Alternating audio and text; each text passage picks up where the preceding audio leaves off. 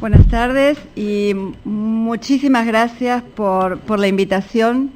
Aquí la gente de la organización nos puso este título, Avances y Desafíos, y la verdad es que el año pasado vinimos a escuchar a ver qué onda esta reunión y este año estamos acá exponiendo, así que si es por avances, podemos decir que hay muchos, y si es por desafíos, anticipamos que también hay muchos, ¿no?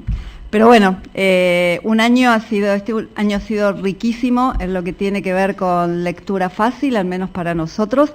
Así que primero voy a contarles un poquito quiénes somos, qué hacemos, qué es la lectura fácil, qué es el lenguaje claro, en qué se diferencian, qué aprendimos en este último año, o que algunas cositas de las que aprendimos, y cuáles son los desafíos. Más o menos eso me gustaría contarles.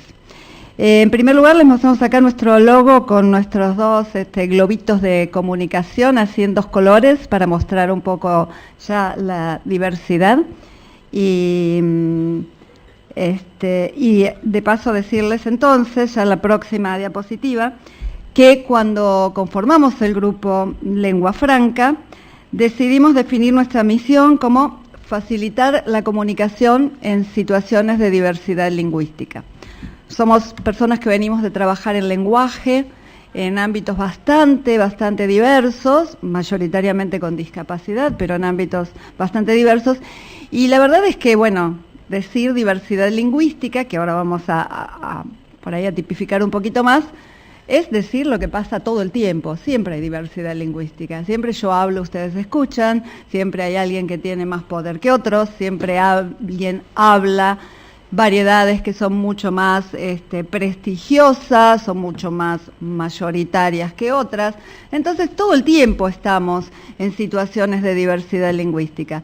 Y la verdad que, como hemos aprendido de otros ámbitos, esta cuestión de la diversidad no es una cosa bonita que se suma gente solamente, sino que es algo bastante conflictivo. Generalmente en la diversidad hay mucho conflicto y mucha inequidad. Entonces, como veníamos de trabajar en estos ámbitos, somos apasionados del lenguaje y la comunicación y nos formamos para eso, es que definimos hacerlo en este campo.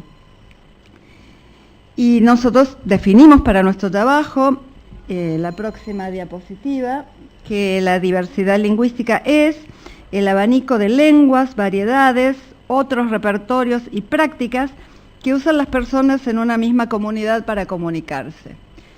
Cuando hablamos de lenguas, está clarísimo que estamos hablando de lenguas en contacto. Cualquier lengua, sabemos que, al menos aquí en la Ciudad de Buenos Aires, para restringir bastante, además de la lengua de señas, por supuesto, existen lenguas de pueblos originarios, lenguas migrantes. Las aulas de la Ciudad de Buenos Aires están llenas de situaciones en las que hemos detectado hasta 7 lenguas diferentes que se habla de que una maestra tiene que enfrentar en una misma aula. Cuando hablamos de variedades, también hablamos de gente que viene de países limítrofes, por ejemplo, donde se habla la misma lengua, pero que traen variedades bastante diferentes, ¿no? Muchas veces decimos, digo yo que me ha pasado más de una vez, escucho a 2 chilenos y no los entiendo. Si hablan conmigo, sí, pero si hablan entre ellos no los entiendo. Veo una película de Almodóvar y la verdad es que me cuesta entender cuando hablan los madrileños entre ellos. Entonces, bueno, también está la diversidad, el prestigio y todas estas cuestiones entre las variedades. Y cuando hablamos de otros repertorios, bueno, para nosotros que mayoritariamente trabajamos con personas con discapacidad intelectual o cognitiva, hablamos de todos los recursos que hay para la comunicación. Y me están faltando las prácticas, solamente para ejemplificar, en este momento claramente hay una discusión fuerte con respecto a las prácticas en cuestión de género. Entonces sabemos, bueno, que están, pero no solamente en género, ¿no? Las prácticas sería habilitar más a un grupo que a otro grupo, darle la palabra a un grupo que a otro grupo. Todo este tipo de cosas son las que para nosotros conforman la diversidad y en las que nos gusta tratar de hacer algo. Y facilitar la comunicación, que es la próxima diapositiva, ya la tenemos.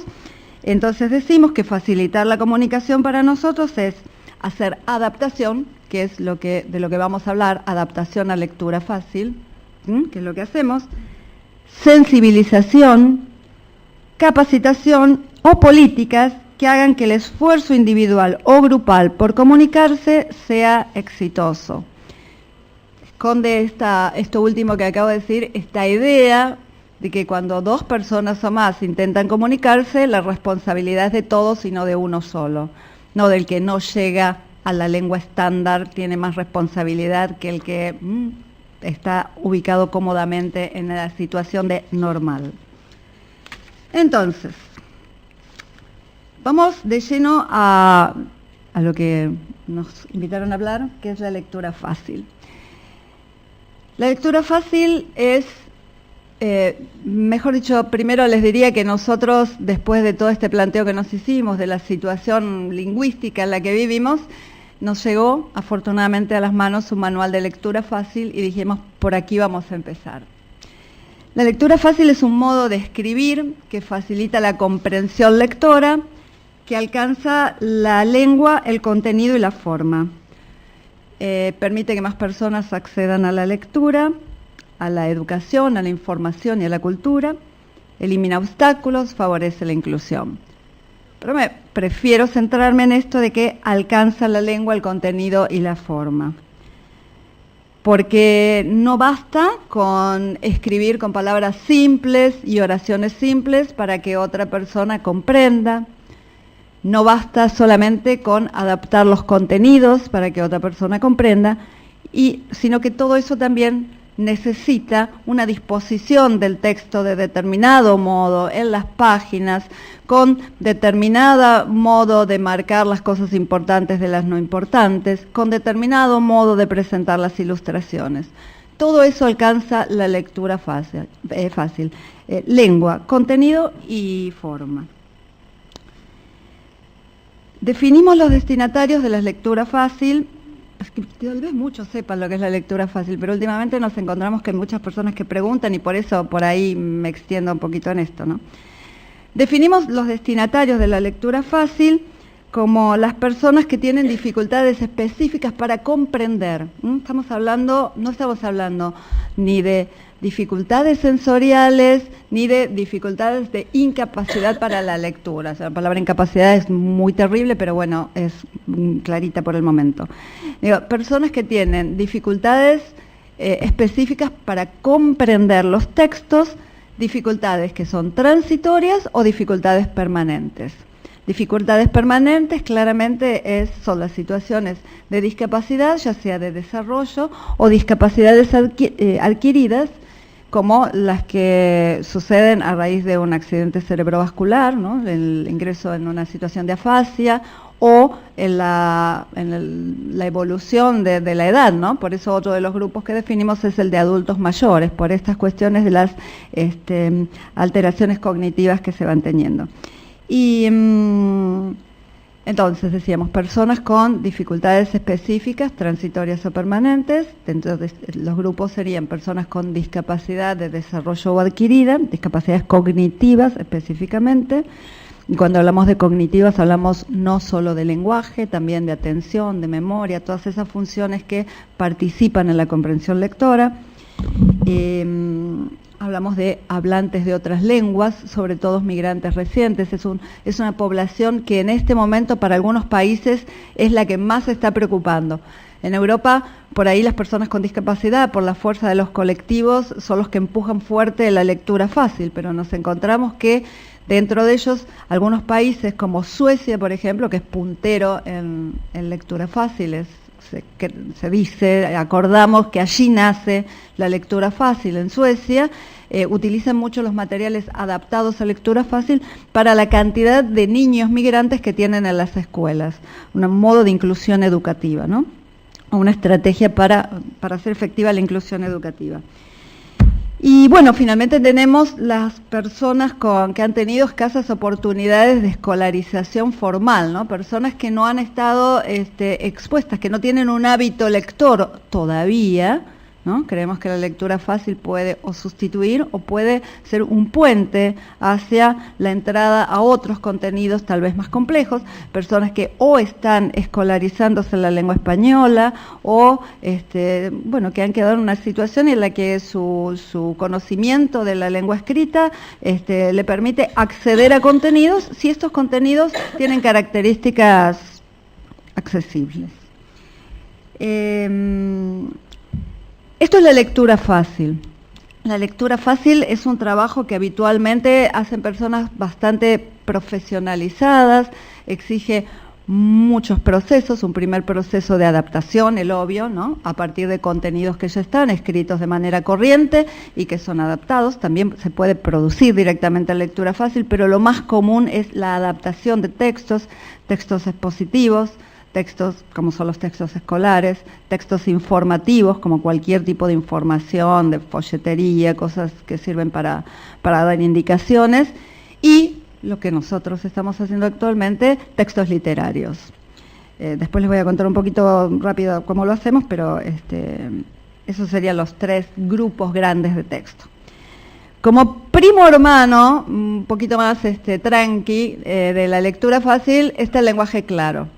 El lenguaje claro es también, vamos a la otra diapo, un modo de escribir simplificado que favorece la comprensión, pero no está destinado a personas con problemas específicos, sino que está destinado a todos los ciudadanos y ciudadanas de una comunidad.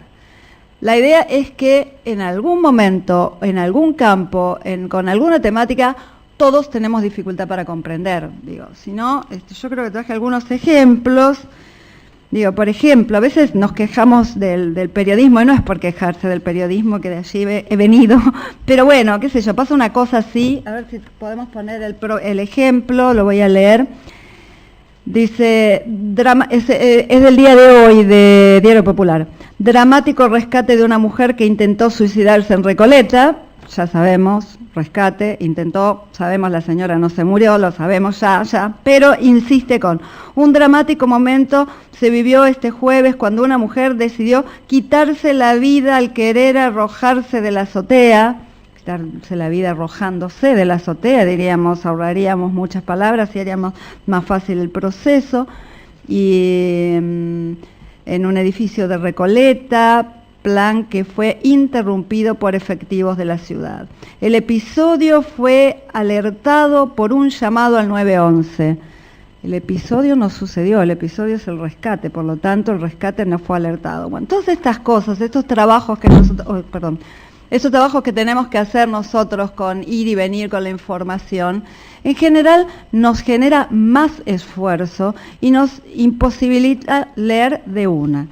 En realidad esto es periodismo y podríamos decir, bueno, qué sé yo, algunos leen las noticias y otros no, pero no estamos exentos de que nos lleguen estas notificaciones o que tengamos que firmar cosas donde están los pies en letra pequeña, que dice, próximo ejemplo, ya lo tenemos, no, el próximo ejemplo, por favor, que dice algo así: cuando el texto de la póliza difiera del contenido de la propuesta, la diferencia se considerará aprobada por el asegurado si no reclama dentro de un mes de haber recibido la póliza. Sigue, yo no voy a leerlo ni les pido que lo lean ustedes, pero la verdad es que cuando leía esto digo, ¿de qué me están hablando? Y finalmente me están diciendo que tengo el derecho a reclamar, pero no me lo dicen nunca.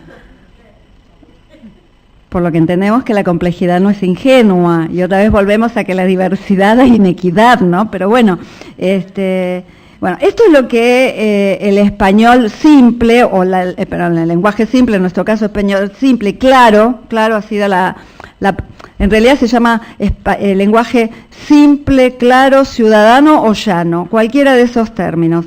El claro es el que más nos gusta porque nos suena que no le agrega ningún rasgo de ninguna cosa rara. Claro, así simple.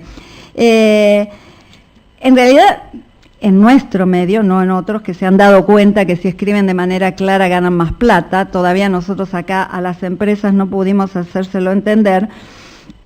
Por el momento sí, el Estado lo está atendiendo y lo está entendiendo, perdón, y lo está atendiendo, lo está asumiendo como una política de Estado. ¿Por qué no puse yo esto? ¿O se me mezclaron los papeles? Perdón. No, ya está. Sí, ya estoy. Dale. Les cuento entonces rápidamente qué es lo que hacemos nosotros. Nosotros estamos haciendo, vamos a la próxima diapositiva, estamos haciendo literatura adaptada, porque entendimos que, bueno, que es algo complejo hacer la literatura, creíamos que por nuestra formación en letras podíamos hacerlo, nos atrevimos, creamos una editorial que ahí tienen el loguito de Lengua Franca también, con sus libritos.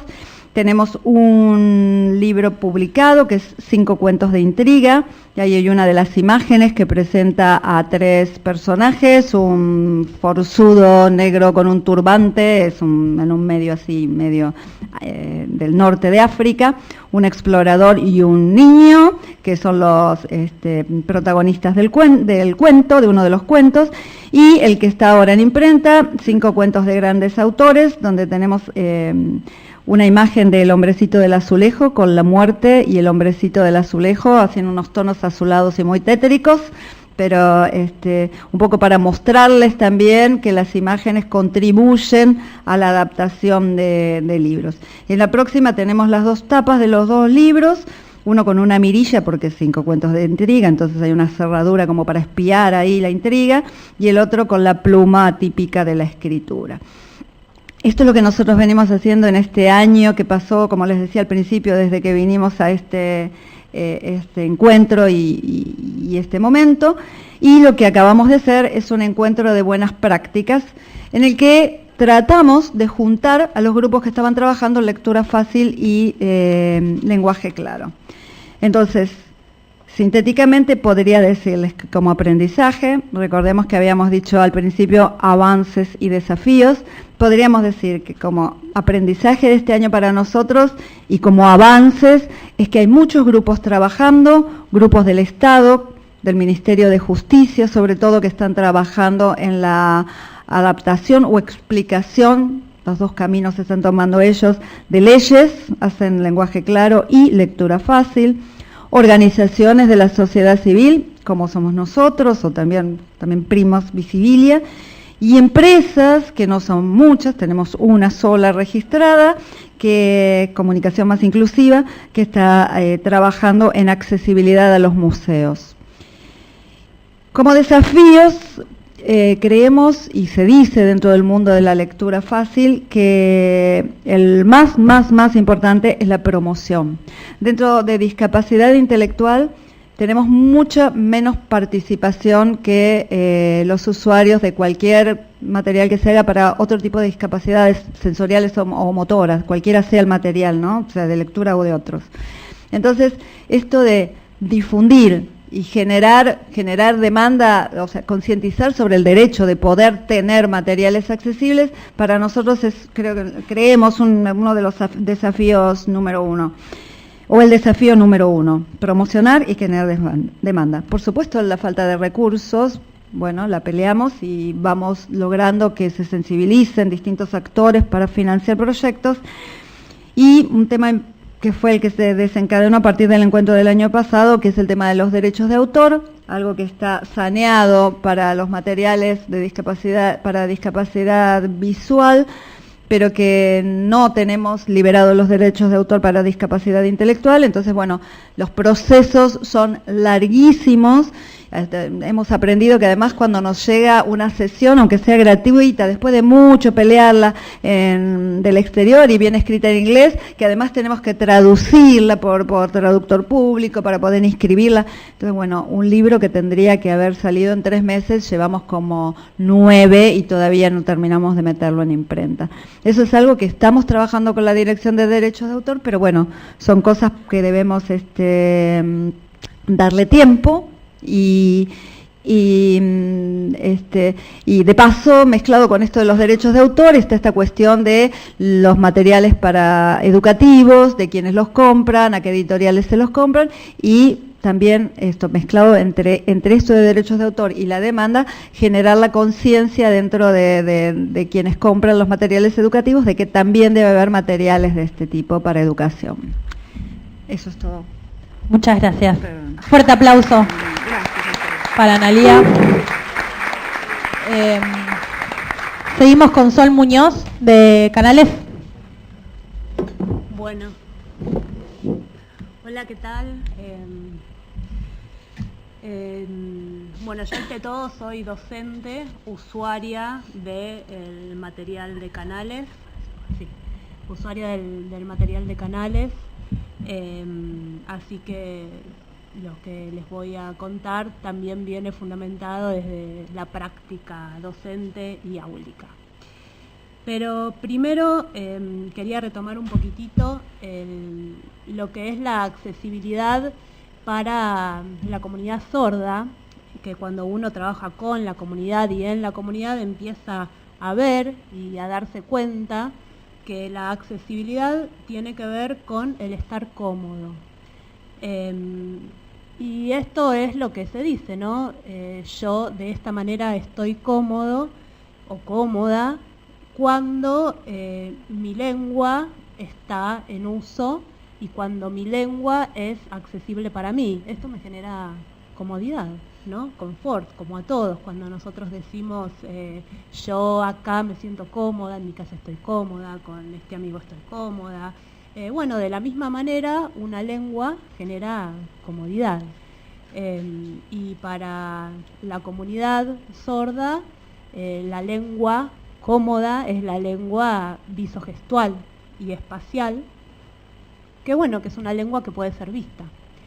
Y no solo por esto es cómoda, también es cómoda porque es la lengua 1. Y al ser la lengua 1 es la lengua desde la cual la persona conforma su pensamiento, su sentimiento, su posibilidad de comunicarse. Entonces es muy importante tener material en la lengua propia, ¿no? Que en este caso es la lengua de señas y por vivir nosotros en la Argentina es la lengua de señas argentina. Entonces esta lengua, como toda la lengua, tiene un montón, multiplicidad de funciones, ¿no? Y una de las funciones también es la literatura. La literatura es muy importante poder tenerla en lengua de señas para poder leer. Entonces acá, bueno, viene una primer pregunta, que es una pregunta, digamos, común, que suele hacerse, y es si se puede leer un texto en lengua de señas, ¿no? Porque estamos muy acostumbrados a pensar la lectura en una lengua que es 2D, ¿no? Que se escribe con trazos o con teclas de la computadora. Pero acá nos enfrentamos a una lectura que tiene una tercera dimensión, que es una lectura 3D. Y sí, y en lengua de señas se lee. ¿Por qué? Porque cuando nosotros, digamos, tenemos que concordar qué es leer, ¿no? Y si nosotros decimos que leer es construir sentido a partir de índices de un texto y desde mis conocimientos previos en esta interacción se lee, en lengua de señas también se lee. Pero para esto necesitamos que haya escritura. Y acá viene la segunda pregunta, ¿sí? En lengua de señas se puede escribir, porque nuevamente nosotros estamos acostumbrados a escribir con grafismos, a escribir desde la computadora, a escribir en braille también. Pero ¿qué pasa con las lenguas 3D? ¿Se escriben? Y bueno, acá es importante también pensar qué es la escritura. Y para esto tenemos que hacer un poquito de historia, larga historia, ¿no? Porque la escritura comenzó hace más o menos 5.500 años. Y la escritura es una herramienta cultural, ¿no? Una herramienta que crea el hombre por necesidad y por poder generar tecnología, porque la escritura está íntimamente ligada a la tecnología. escribimos porque tenemos tecnología. Y bueno, podemos hacer memoria, ¿no? Y pensar en un cincel, en una piedra, en papiro, en tinta, en pluma, en virome, en lápiz, en grafito, en imprenta, ¿no? La imprenta fue revolucionaria en la escritura. Y luego Internet, la web, las computadoras, lo digital, también revolucionario. Y para las lenguas 3D, lo revolucionario ha sido la posibilidad de filmar. Esta nueva tecnología, ¿no? El poder filmar y tener videos, habilitó una escritura en una lengua 3D. Por lo tanto, hoy en día podemos decir que la lengua de señas también se escribe con los mismos procesos de escritura que se escribe una lengua 2D. ¿Sí? Cuando hablamos de proceso de escritura, hablamos de la posibilidad de planificar, de textualizar, de revisar, corregir, volver a reescribir, hasta llegar a un producto final, publicable, siempre acorde al contexto, al interlocutor, a los propósitos de escritura. Lo mismo que ya sabemos que nosotros aprendimos en una lengua que es 2D, no 3D. En 3D pasa lo mismo, es el mismo proceso. Bueno, entonces, después de esta introducción, la organización Canales viene ya trabajando hace muchos años con los videolibros, ¿sí? Que, si pasamos a la próxima, bueno, ya está la imagen. Los videolibros consisten en una biblioteca. Es una biblioteca, son libros que conforman una biblioteca virtual, porque es una biblioteca 3D realizada en videos. Y esta biblioteca también, me hacía acordar a lo que decías vos, consiste en textos traducidos, ¿no? Porque es, digamos, están en lengua de señas, pero los textos originales son del español o del español que a su vez fueron traducidos del inglés o del alemán o de otros idiomas, ¿no? Pero los videolibros están en lengua de señas argentina, también paraguaya y también uruguaya. Nosotros utilizamos, por supuesto, leemos los libros en lengua de señas argentina porque la lengua tanto paraguaya como uruguaya es distinta a la nuestra. Bueno, y digamos, tenemos material que yo me cuestiono si podemos decir material accesible o tenemos material en la propia lengua, ¿no? Porque para el caso entonces la accesibilidad es para cualquier idioma, ¿no? La literatura me es accesible si conozco el idioma, y si no lo conozco, y no me es accesible. Entonces, en la educación para las personas sordas, que es una educación bilingüe, la lengua 1 es la lengua de señas y es la lengua que, digamos, es la lengua base, por lo tanto la literatura va a llegar sin necesidad de hacer una lectura fácil, ¿no? Puede llegar completamente, se puede desarrollar en lengua de señas. En español a lo mejor sí se precisa otro tipo de textos, como en cualquier enseñanza también de una lengua 2. Entonces yo acá lo que le quiero mostrar, contar, es respecto a una secuencia que hicimos en el aula. Se los cuento para que vean que de la misma manera que se planifican las prácticas del lenguaje en una escuela con niños oyentes que manejan español, de la misma manera planificamos una secuencia áulica en una escuela bilingüe con niños sordos, en donde la lengua 1 es la lengua de señas.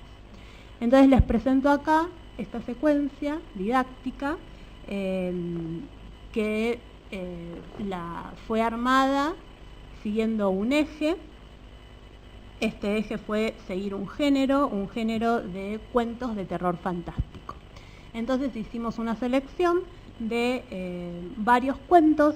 Algunos no los tenemos traducidos a la lengua de señas, por lo tanto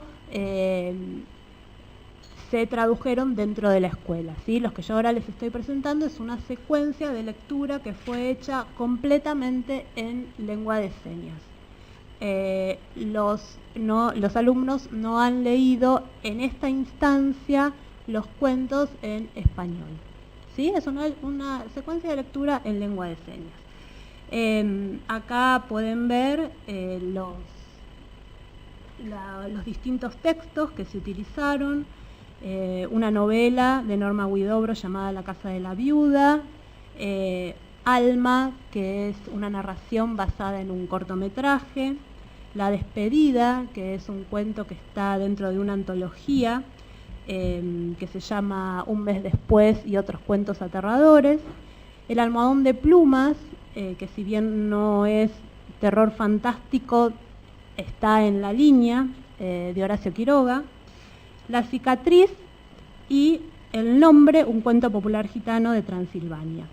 Los últimos 3 textos, El almohadón de plumas, La cicatriz y El nombre, pertenecen a la colección de videolibros, y estos 3 textos, por suerte, los tenemos traducidos a la lengua de señas argentina, ¿sí?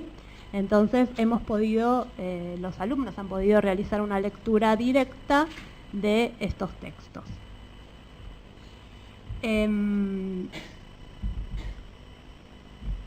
Acá les estoy mostrando una imagen en donde podemos ver a la persona que interpretó el cuento del almohadón de plumas de Horacio Quiroga, ¿sí? Se puede ver de un lado el texto en español y al costado a la persona que es sorda, que ha interpretado junto a un equipo, por supuesto, de trabajo, porque traducir un texto no es cosa sencilla.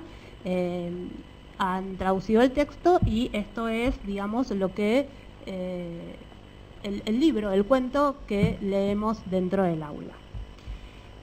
Acá en esta imagen pueden ver una modalidad de lectura, hay muchas otras, pero esta es una modalidad en donde se puede ver el texto en pantalla, ¿sí? En la pantalla se observa a la intérprete que va haciendo el texto en lengua de señas, y los alumnos, ¿sí? Que están dispuestos en semicírculos, todos mirando hacia la pantalla. Es una situación de lectura que se hace de manera grupal, digamos, se comparte, pero a la vez la construcción lectora es individual.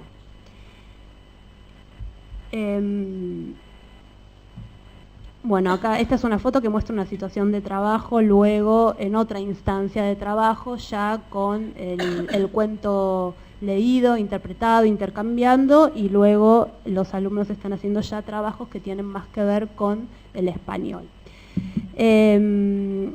Hablo de intercambio porque también dentro de la didáctica es muy importante el momento de intercambio luego de leer, ¿sí? Siempre nosotros leemos, compartimos una lectura. Cuando se termina la lectura siempre se deja un momento de silencio, un momento para que pueda, por un lado, disfrutarse de la magia de lo que se acaba de leer, y por otro lado también da lugar a que cada niño, cada niña, cada adolescente pueda comentar algo, preguntar algo, compartir algo que le haya generado o no generado lo que acaba de leer, y ahí es donde se comienza el espacio de intercambio. El intercambio siempre también apunta a la construcción de sentido. El docente es mediador de este momento de intercambio, el docente va guiando, va llevando a la construcción de sentidos, que no es única, ¿no? Un texto, y sobre todo en literatura, nos puede dar diversas construcciones de sentido, aunque también hay índices textuales que también el docente va guiando para visualizarlos y aprender también a leerlos, ¿no? La modalidad en la que se vuelve al texto también es una modalidad diferente a la que nosotros estamos acostumbrados como lectores 2D, porque volvemos a un video, entonces son nuevas herramientas las que necesitamos aprender a manejar, es buscar los minutos, los segundos, ¿no? Ir y venir en una línea temporal para encontrar ese índice, ese fragmento que nos encantó, que estamos buscando. Y los alumnos, por supuesto, también aprenden a manejarse con los textos de esta manera. Bueno, y para terminar, me gustaría compartirles, ¿tengo tiempo? ¿Sí? Bueno, me gustaría compartirles un intercambio entre lectores que se produjo luego de leer El nombre, que es un cuento popular de Transilvania, muy cortito, dura unos 5 minutos más o menos, pero es una joyita, un cuento muy intenso, que por ser de terror fantástico, la característica que tienen los cuentos de terror fantástico es que el final le exige al lector mucha construcción de sentido, porque el final no está dicho de manera literal. Hay que buscar índices en el texto para poder construir ese final, que al principio es muy lindo porque a los chicos les genera una sensación de ¿cómo? ¿Y ya terminó? No puede ser. Me tenés que contar el final. Acá este libro, este texto, le falta el final. El autor se olvidó escribirlo. Pero de a poco, a medida que vamos leyendo diferentes cuentos de este género, empiezan a entender que los finales son así y que es el lector el que tiene que construir a partir de lo que el autor también le va dando pistas e índices. Entonces, cuando leímos El nombre, ya los chicos estaban cancheros, tenían experiencia en este tipo de lectura, porque como veníamos siguiendo un eje, este cuento fue uno de los últimos que leímos. Pero al terminar de leer el texto, el final una vez más quedó sin ser aprehendido todavía y fue, digamos, construido en el intercambio. Brevemente les cuento que es un texto que transcurre por los bosques de Transilvania, en una casa aislada del pueblo, en un ambiente de bosque, frío, típico de Europa más medieval y en invierno. Y ahí, en esa casa vive una mujer sola, una mujer joven, vive sola ahí, y aparece un hombre perdido, desorientado, con mucho hambre. Ella lo recibe, lo alimenta, lo invita a su casa, le amasa pan, y ambos se enamoran y comienzan a estar juntos 1 día, 2 días, 3 días, hasta que él le dice que debe irse. Ella, durante las noches que está con él, a medida que van pasando las noches, empieza a tener pesadillas que la despiertan muy angustiada, muy asustada, y le cuenta a él que son pesadillas en donde predomina el color negro, pesadillas en donde salen manos de la tierra, pesadillas que le generan bastante horror. Y él, cuando empieza a ver estas pesadillas que ella empieza a tener, le dice: me debo ir. Y ella le dice: no, ¿cómo te vas a ir? Me debo ir. ¿Pero no me amás? Sí, te amo, pero me debo ir. Pero no podés irte, vos ya conoces mi casa, conoces mi vida, yo estoy enamorada de vos, y yo en realidad ahora me doy cuenta que ni siquiera conozco tu nombre. Y él le contesta: no te lo puedo decir mi nombre. ¿Y por qué no me lo decís? No te lo puedo decir mi nombre, no te lo puedo decir. Nadie quiere escuchar mi nombre. Yo lo quiero escuchar. Él se lo dice y ella cae desvanecida y se muere. ¿Sí? Entonces, ahora les voy a leer el intercambio. ¿Sí? ¿Llego a leerlo? Bueno. ¿Quién podrá ser este hombre?, dice la docente. Un hombre que no duerme 1000 años, los alumnos. Un hombre que vive 1000 años, sigue vivo y joven. Seguro que toma una poción para la juventud. Tal vez estuvo congelado durante todo ese tiempo, se ríe. La docente, claro, Transilvania queda cerca del frío siberiano, continuando el chiste. Otra docente, también podría ser una momia. Continuamos leyendo el cuento en busca de más pistas. Cortamos cuando la protagonista tiene la pesadilla y él le dice que se debe ir. ¿Por qué se debe ir? ¿Ya no la ama? Un alumno. Sí, la ama, está enamorado. Ella también. Otra alumna. Él se va porque no le quiere arruinar la vida. Él hace que tenga pesadillas. Tal vez es un monstruo, un fantasma. Docente. ¿Será que él se mete en sus sueños, los invade? Alumno. Sí, puede ser. ¿Y si es un vampiro que todas las noches la muerde? Otra alumna. No puede ser un vampiro, sino porque dice que está cansado. Los vampiros no duermen, pero no se cansan. El cuento dice que el hombre está cansado y se queda dormido profundamente. No puede ser un vampiro. Es verdad, dicen todos. Docente. Entonces no es un vampiro. Seguimos sin saber quién es.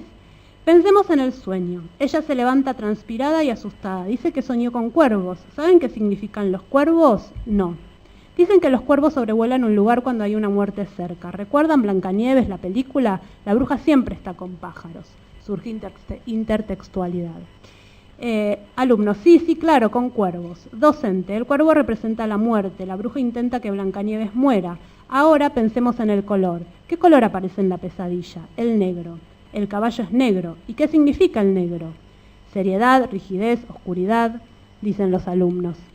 Cuando alguien muere, las personas que van al cementerio, ¿de qué color se visten? De negro. También hay manos que se asoman negras. Para mí, él se quiere ir porque sabe que si se queda, algo peor le va a suceder a la mujer, dice un alumno.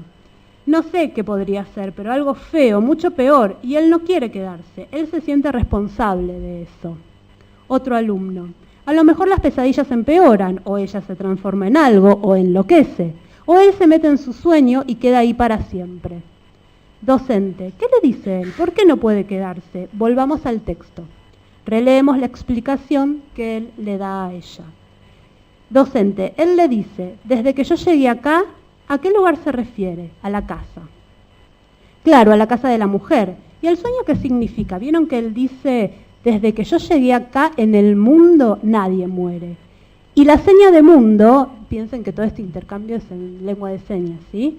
Y la seña de mundo está hecha primero chiquita y de costado, y luego para el frente, marcando todo el espacio. ¿Por qué? Una reflexión gramatical que hace al sentido de la historia. Alumno, porque en el mundo nadie muere. Docente, claro, fuera de la casa, en el mundo nadie muere. Desde que él llegó a la casa, nadie muere en el mundo. Alumno, me parece que el hombre es la parca. Y fin del intercambio.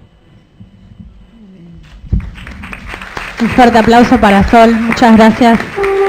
¡Wow! ¡Qué cuento! Bueno, y ahora le damos la palabra a Mercedes Cabrera, del grupo Cognitas, para hablar un poco de lectura accesible para estudiantes con dislexia. Adelante. Ahí está. Bueno, buenas tardes a todos.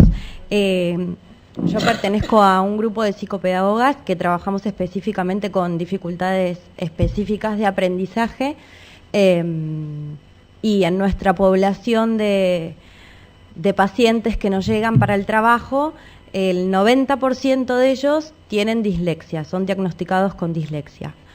El otro 10% tienen otras dificultades como ser trastorno por déficit de atención, discalculia y disgrafía. Pero el 90% de los chicos con los que trabajamos tienen dislexia.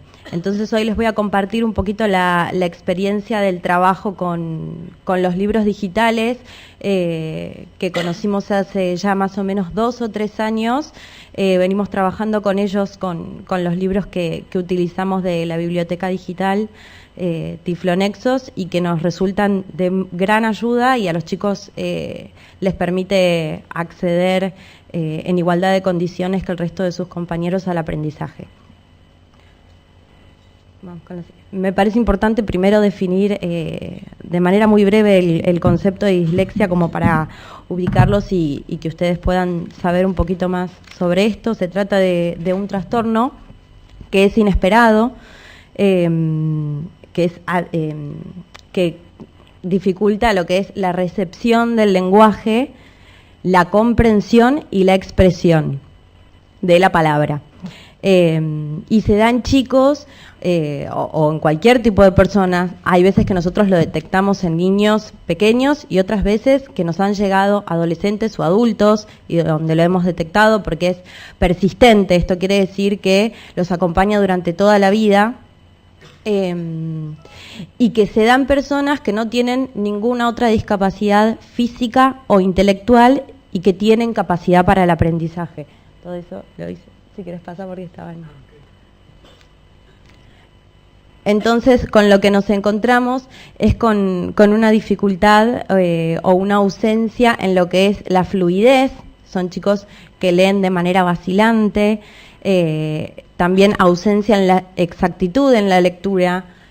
Muchas veces leen mal las palabras, cambian el final, cambian alguna letra o leen la raíz de la palabra y luego cambian la última parte, entonces confunden. Y también en lo que es el automatismo. Ustedes saben que cuando un lector hábil o cuando alguien es instruido en la lectoescritura y engancha lo que es la conversión grafema-fonema, es decir, que a cada símbolo de la letra le damos un sonido determinado, una vez que eso ya se adquiere, uno lo automatiza en los lectores hábiles. En los que tienen dificultades en esto, como ser los chicos disléxicos, esto no sucede, la lectura no se automatiza, por lo cual demoran mucho en el trabajo de decodificación, que es esto que yo les decía, hacer la conversión grafema-fonema. Y está comprobado que afecta, o se cree que afecta, al 10 y al 15% de la población.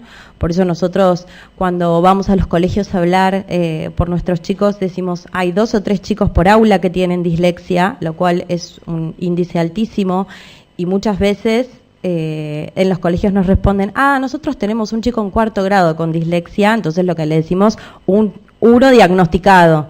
La verdad que la prevalencia es altísima. Y dentro de las dificultades específicas del aprendizaje, se cree que el 80% de quienes las padecen tienen dislexia. Ahora sí, vamos a la otra.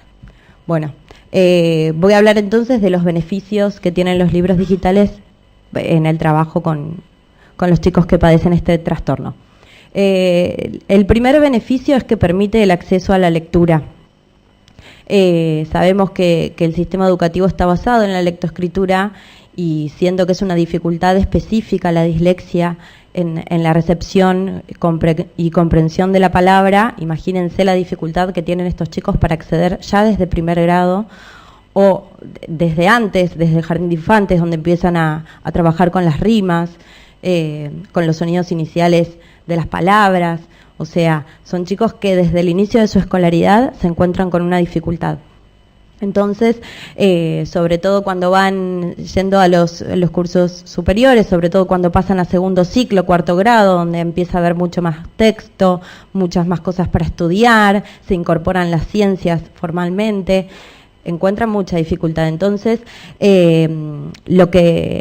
al tener los textos académicos en formato digitalizado, lo que a ellos les permite con la incorporación de lo que son los lectores de texto, ya sea en las computadoras o por ejemplo en todo lo que es sistema operativo iOS de Mac, de Apple, ya vienen incorporados en ese sistema. Ellos pueden acceder en igualdad de condiciones que sus compañeros al texto escrito que muchas veces les resulta bastante inaccesible. De esta manera entonces se viabiliza la comprensión y se le da funcionalidad a la lectura.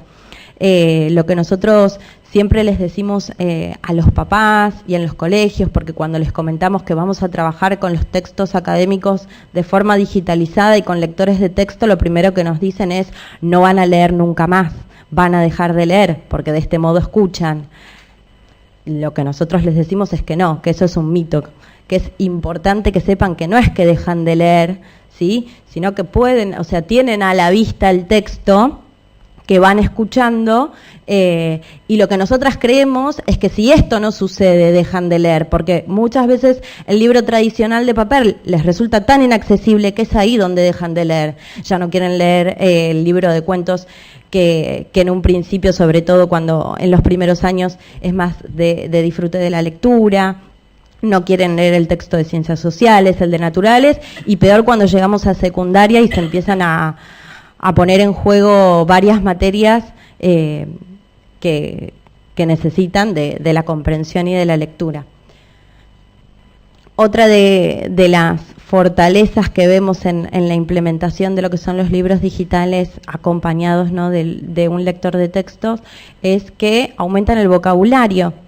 Al no leer o al resultarles inaccesible la lectura a estos chicos, pierden mucho vocabulario, y entonces una vez que se incorporan estos textos digitales acompañados, como siempre digo, de un lector de textos, enriquece mucho su vocabulario y por lo tanto después enriquece sus producciones lingüísticas. Una de las características de las personas que tienen dislexia es que son muy creativos, y es cierto, uno puede ver en la sesión, eso mismo en la clase, que tienen muy buenas ideas, que tienen muy buenos aportes para hacer, pero al momento de ponerlo por escrito les faltan recursos lingüísticos. Entonces por eso digo que después a futuro esto también ayuda a enriquecer sus producciones lingüísticas. Después, otra de las cosas que nos parece importantísima es que les proporciona autonomía y les da privacidad. Como les dije, el sistema educativo está basado en la lectoescritura, por lo cual estos chicos que tienen este trastorno necesitan desde muy chiquitos la ayuda de sus padres, de alguna maestra, de algún tío, de alguien que los apoye para realizar las tareas o para realizar las actividades que impliquen comprensión. Entonces, si bien todos los que lo sostenemos le decimos vos sí podés, lo podés hacer, ves que lo hicimos juntos y pudiste, el mensaje que reciben detrás es sí pudiste porque yo te ayudé, porque estuve ahí al lado tuyo.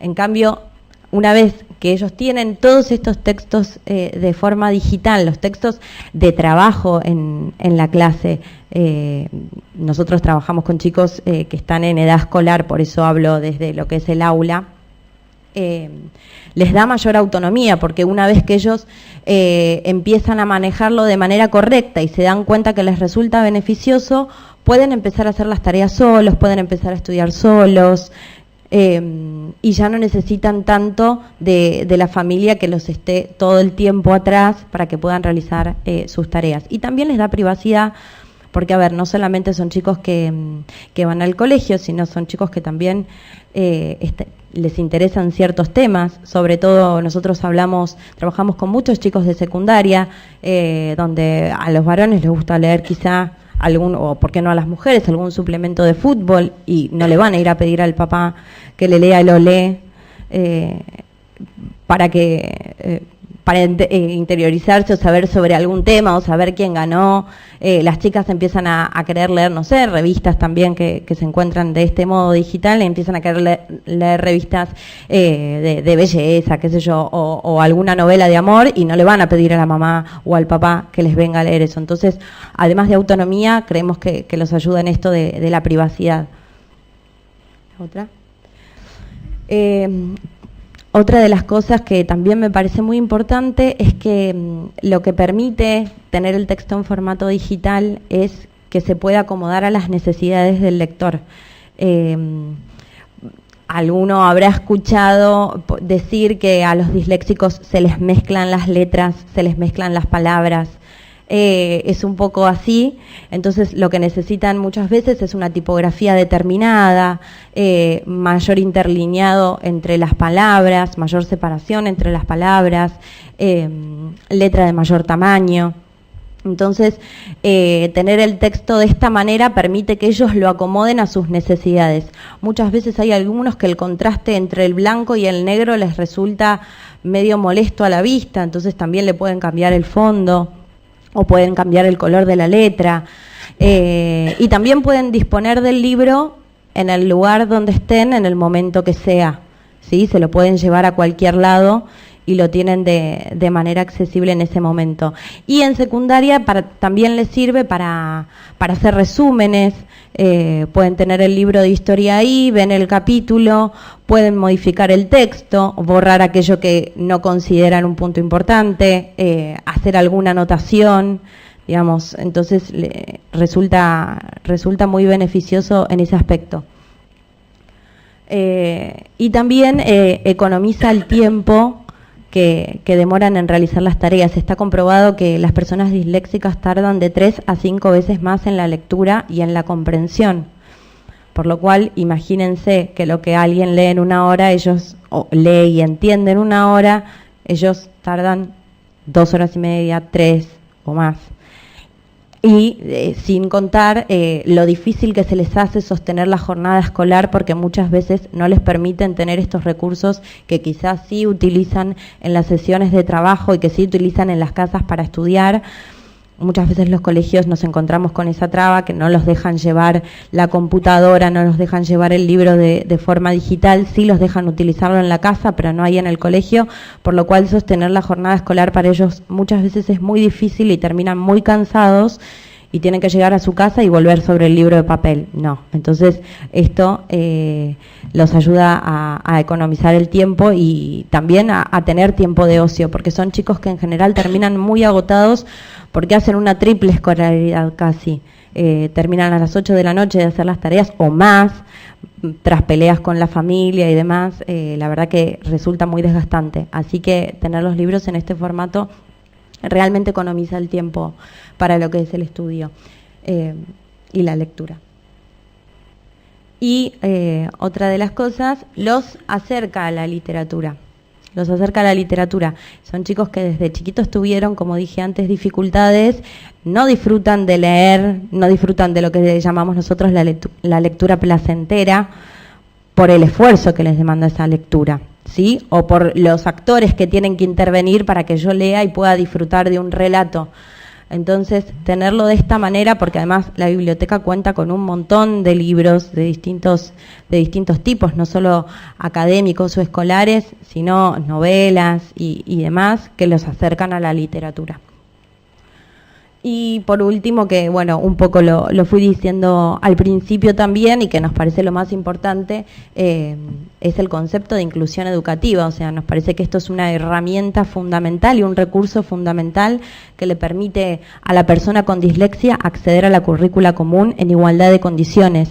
No son pocos los casos que nos han llegado de chicos que han repetido, que han abandonado el colegio, ¿sí? Porque todo esto trae consecuencias emocionales muy importantes. O sea, ustedes piensen que estas personas, a medida que van creciendo, ven que todos siguen, avanzan, algunos con mayor dificultad, otros con menos, pero avanzan y ellos se quedan. Y lo que uno tardó 5 minutos, ellos tardaron 20. Lo que explicó la profesora lo pudo entender de una y él no lo pudo entender o ella no lo pudo entender. Entonces, yo creo que lo más importante y que considero que es también un desafío, porque como les decía, nosotros en las sesiones de trabajo lo podemos hacer y fomentamos que este trabajo con los libros de manera digital y con los lectores de texto sea algo que se utilice y se traslade a las casas, pero los chicos pasan 6 u 8 horas en el colegio. O sea, casi todo el día, 5 veces a la semana, por lo cual nos parece también un recurso fundamental.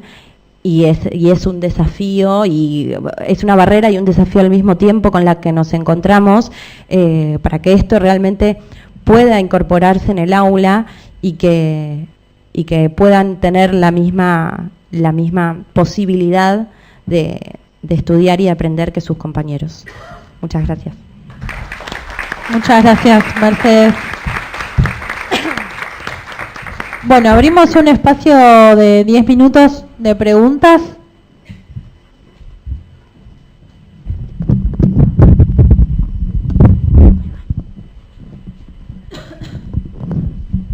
Gracias. Bueno, la verdad que este bloque me genera muchísimos interrogantes. Voy a tratar de hacer una síntesis. Y una pregunta que le quiero hacer a Analía, ¿no? Analía.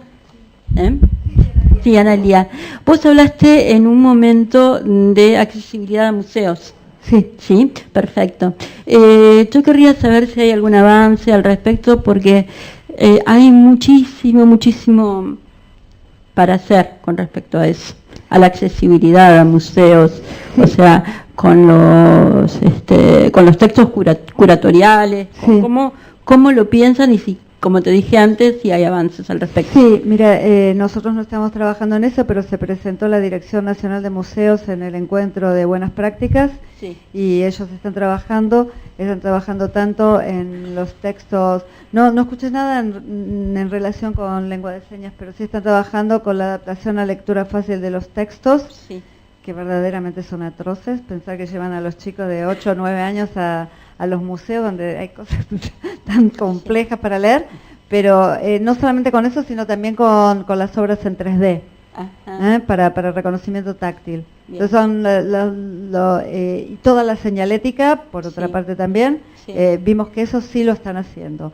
Deben ir mencionaron creo unos 5 museos que tenían, los que estaban trabajando, o sea que deben ir con una lentitud acorde a los comienzos de esto, porque tal Claro. vez estemos recién en los comienzos, pero Sí. sí, verdaderamente están trabajando ellos, y está trabajando esta empresa que yo decía, más comunicativa, está trabajando junto con ellos.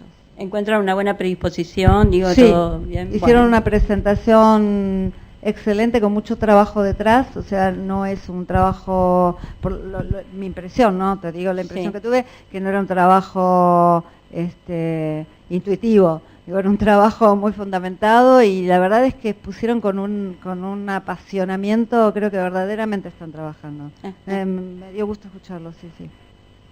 Me parece, me da optimismo, pero Una no pregunta para conozco Mercedes. verdaderamente los resultados, pero No. me dio mucho optimismo, sí. Y una pregunta para Mercedes. Quisiera que nos cuentes un poco cómo es el proceso de diagnóstico para la dislexia y con qué, digamos, que no es fácil, con qué otros trastornos se podría, digamos, confundir Asociar, ¿sí? Sí, Sí. asociar. El proceso diagnóstico consta de una prueba de inteligencia porque, como les decía en la definición, la persona tiene que tener una capacidad adecuada para el aprendizaje. ¿Sí? Hoy hay una discusión en cuanto a lo que es el CI o el coeficiente intelectual. Más que hablar de coeficiente intelectual, se está abriendo la pregunta a esto de lo que es la capacidad para el aprendizaje. Entonces, para el diagnóstico utilizamos siempre una prueba de inteligencia, de atención, de memoria y pruebas pedagógicas que tienen que ver con el área del cálculo y con el área del lenguaje, de la lengua. En general, el perfil de estos chicos es un perfil de inteligencia promedio. Los chicos que tienen dislexia tienen una inteligencia promedio y se ve como en los índices diversos que tiene esta prueba de inteligencia que la memoria de trabajo y la comprensión verbal están un poco descendidas con respecto a lo que es su perfil general en lo que es el razonamiento perceptivo, o sea, todo aquello que no utiliza el vocabulario escrito, ¿sí? O lo que es la conformación del vocabulario.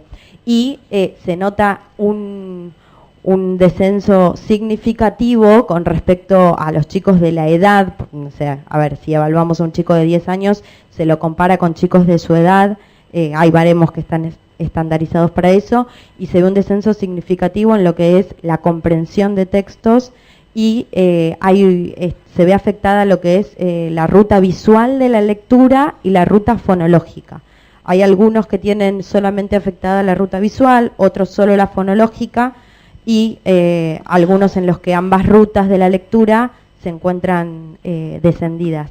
Entonces, siendo un perfil que no tiene grandes dificultades en lo que es la atención, en la memoria y en otras funciones superiores, y se ve una dificultad específica en lo que es la comprensión del lenguaje, sí.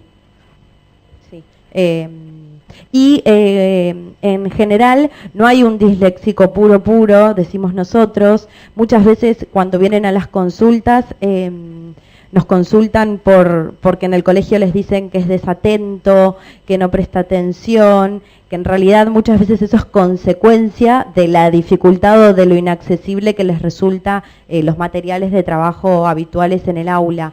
Pero es comórbido con déficit de atención, ¿sí? Muchas veces tienen características de lo que es un déficit de atención y también discalculia.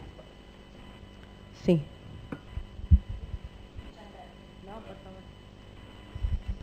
¿Perdón? ¿Puedo? Sí. No, yo quería hacer un comentario más que todo acerca de la cuestión de los derechos de libros para que sean adaptados, ¿no?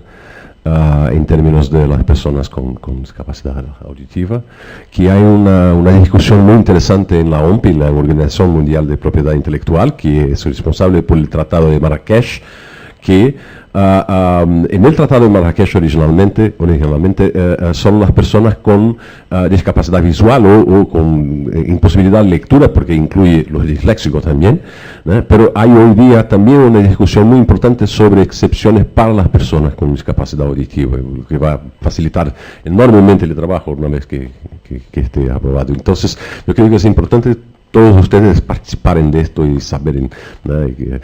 lo que está ocurriendo. Y lo mismo se da un poco para la discapacidad intelectual, pero esta es muy más compleja porque esta necesita de una autoría, ¿no? No es una traducción, no es una adaptación, es crear un texto específico, un texto, ¿no? en lectura fácil o en... ¿Cómo habla? Lenguaje claro. Lenguaje claro, exacto. Bueno, hay una diferencia entre traducción y adaptación que todavía no lo tenemos 100% claro, ¿no? Estamos viendo cuáles son los puntos de contacto entre la adaptación y la traducción, pero no hay una autoría. En realidad decimos que cuando hacemos adaptación a lectura fácil, el texto es del autor. Sí, la adaptación es del adaptador, como es la traducción del traductor, pero el texto original sigue siendo el del autor. Por lo tanto, no hay una creación. Y es cierto lo que decís, que es un poquito el temor que tenemos de que se flexibilice hacia discapacidades o dificultades sensoriales, con lo cual quedaríamos afuera, ¿no? Todo lo cognitivo. Por eso lo que pedimos, y sí, de hecho estuvimos trabajando a partir de la ayuda del año pasado de la gente de Tiflo, trabajando con derechos de autor sobre la posibilidad de que se haga esta flexibilización. Pero bueno, esto es lo que decía, que va a llevar un tiempo muy largo. Y es cierto que, nosotros decimos sí, queremos para discapacidad cognitiva, pero debe haber un montón de por qué no, que todavía no los conocemos y estaría fantástico poder discutirlo, ¿no? Y convencerlos. Sí, voy a estar con las personas que discuten este asunto en Ecuador en 15 días, entonces puedo hablar con ellos y... Sería, después quedamos en contacto para que nos pasen los resultados. Y en términos de la utilización de los libros digitales, sobre el comentario, ¿ya experimentaste leer, utilizas los libros Daisy o EPUB? Sí. Entonces, ¿ya experimentaste utilizarlo con el Microsoft Edge, el browser de Windows 10? Sí, fácalo, por favor. Es muy interesante porque hay un destaque de letras y de palabras fantástico para eso. Y también los contrastes, los colores, las puentes, todo esto está disponible. Y es muy simple porque está incorporado en el sistema operacional. Entonces, sí, gracias. Hola, disculpe, para la señorita de lengua de señas, quería saber, y para los no videntes que no escuchan y que no oyen, ¿cómo se pueden manejar ellos?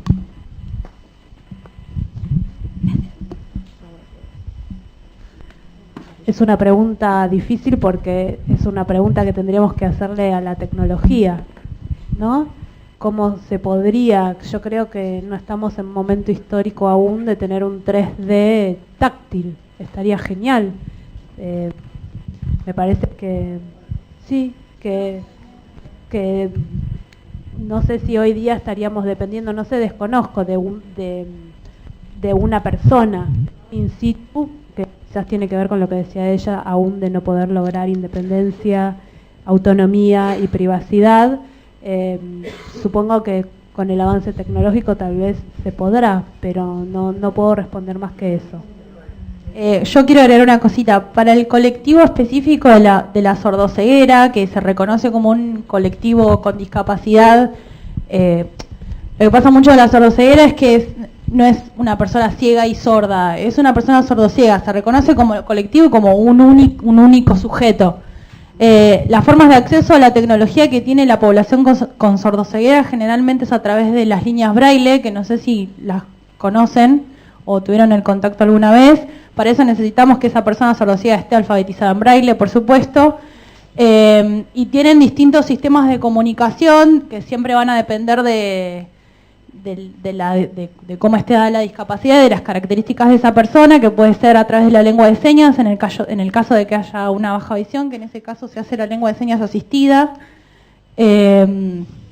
mano sobre mano, que es una de las formas, también a través de la vibración de las cuerdas vocales. Eso va a depender siempre del sujeto y de las características que presente, pero en cuanto en términos tecnológicos, generalmente la línea braille en ese sentido ha acercado bastante la brecha de acceso a la lectura.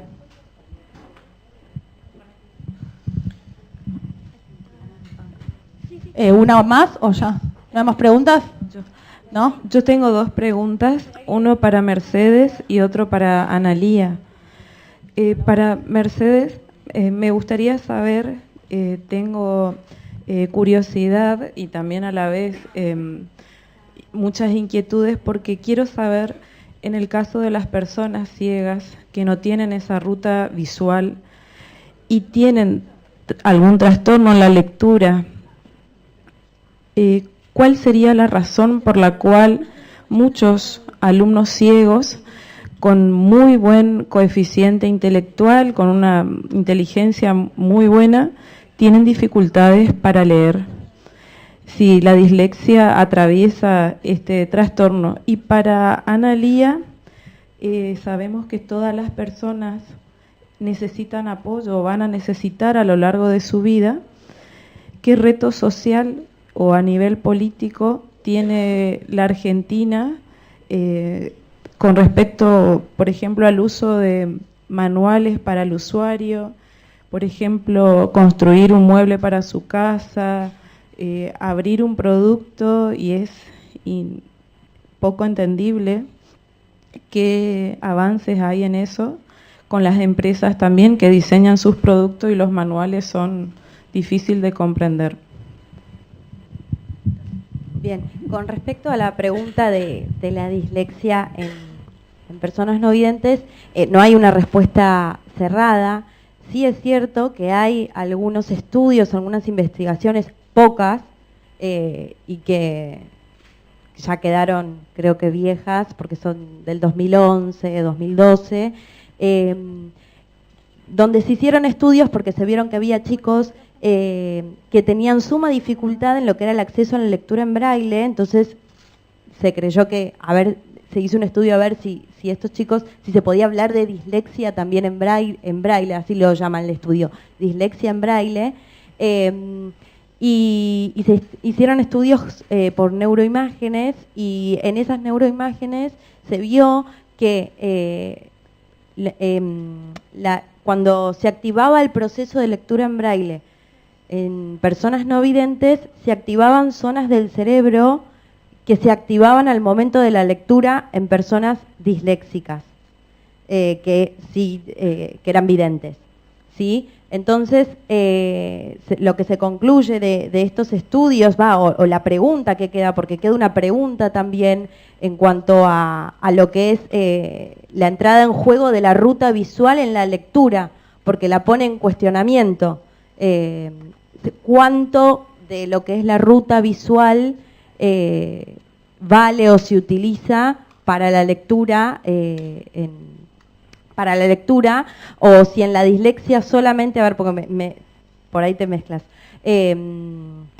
o si el trastorno de la dislexia, tocándose con esto que yo te decía de dislexia en braille, tiene que ver con una dificultad en la recepción del lenguaje escrito, ¿sí? Porque como se veía que tocaban mismas zonas y que no tenían que ver esas zonas con lo que era la ruta visual, se genera esta pregunta de cuánto impacto tiene la ruta visual en lo que es la lectura, o en las personas con dislexia estoy hablando, ¿sí?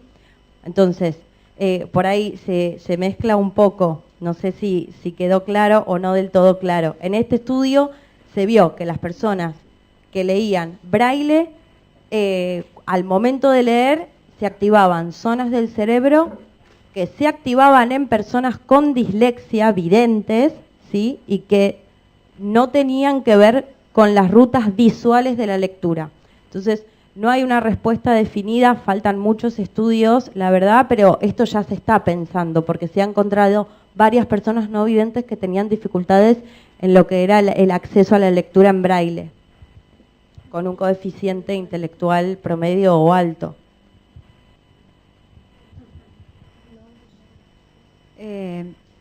No sé, voy a pensar en voz alta para responderte o para decir algo sobre lo que vos planteás. Creo que, bueno, en general, el tema que yo planteaba de la demanda, del tipo de demanda, ¿no? O sea, toda esta inquietud nuestra surge de un momento en que empezamos a participar, a partir de la ley de medios, en la accesibilidad a las comunicaciones para contenidos audiovisuales. Ese fue como el comienzo, donde empezamos a ver qué se decía, a contactarnos con otras instituciones que tenían otro tipo de problemáticas. Nosotros estábamos trabajando con discapacidad cognitiva en ese momento y aprendimos mucho del colectivo de personas con discapacidad visual y auditiva, muchísimo. Y son colectivos peleadores, son colectivos que se agrupan, son colectivos que tienen una identidad como colectivo muy fuerte. No pasa lo mismo con las personas con discapacidad intelectual, siempre están más representadas por otro. Entonces pensar que va a haber una demanda de los usuarios es algo que por el momento no me parece que va a suceder. De hecho, digo, haciendo este paralelismo con esa situación, porque es lo primero que me vino a la cabeza cuando vos hablabas, apareció la ley y hubo que cumplirla. Y bueno, a veces funcionamos así. Hoy en día los canales están haciendo audiodescripción y están haciendo audiodescripción para intelectuales porque hay una ley. Todavía no se sabe ni quiénes son los usuarios, claramente, si comprenden lo que se está haciendo, no está claro, pero hay una ley y hay que cumplirla. Es un camino, tal vez no sea el mejor camino, pero es un camino, decir, bueno, los productos vienen con manuales que no se comprenden. Bueno, de ahora en más van a tener que tener ciertos estándares de comprensión, que vamos a tener que trabajar sobre los estándares de comprensión, o nos ocuparemos de capacitar a la gente para que escriba de un modo más simple. Digo, son caminos, pero creo que si no aparece primero la demanda o grupos, o el otro camino, el inverso, si las empresas no ven que se amplía la base de usuarios y entra más dinero, son los dos caminos por los dos que me parece que esto puede entrar. O por la obligación y la multa, perder dinero, o por ganar dinero. Me parece que por ahí viene la cosa. Digo, por los derechos, así de forma abstracta, con las empresas no me parece que sea tan simple. Pero bueno, es algo como de apenas enunciado todavía, ¿no? Pero realmente es cierto lo que vos decís, hay manuales que son imposibles de decodificar, eso como se llaman de escular, decían en una época, no de escular, y a ver si podés hacérmelo vos porque yo no entiendo. Es así. Bueno, damos por finalizado ya nos pasamos un poquito de tiempo, este bloque. Muchísimas gracias a las panelistas, estuvieron brillantes.